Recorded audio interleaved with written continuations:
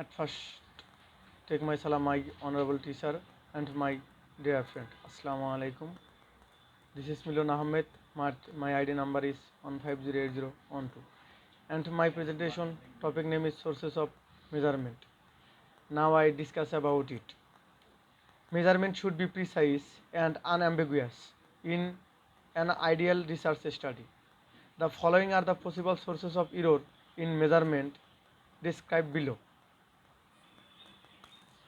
First one is respondent.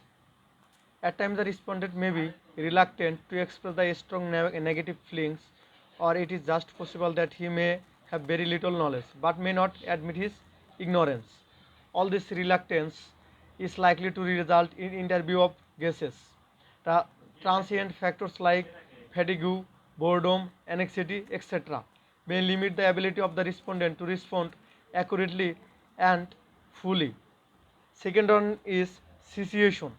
Situational factors may also come in the way of correct measurement.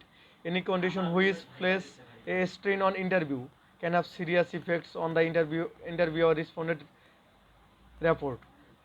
For instance, if someone else is present, he can distort responses by joining in merely by being present. If the respondent feels that anonymity is not assured, he may be reluctant to express certain feelings. Third one is measurer. The interviewer distorts responses by reordering questions. His behavior style and looks may encourage or discourage certain replies from respondents. Careless mechanical processing may distort the findings. Errors may also creep in because of incorrect coding, faulty tabulation, and or statistical calculation, particularly in the data analysis stage. Fourth and last one is instrument. Error may arise because of the defective measuring instrument, the use of complex words beyond the comprehension of the respondent, ambiguous meanings, poor printing, inadequate space of replies, responses choice omissions, etc.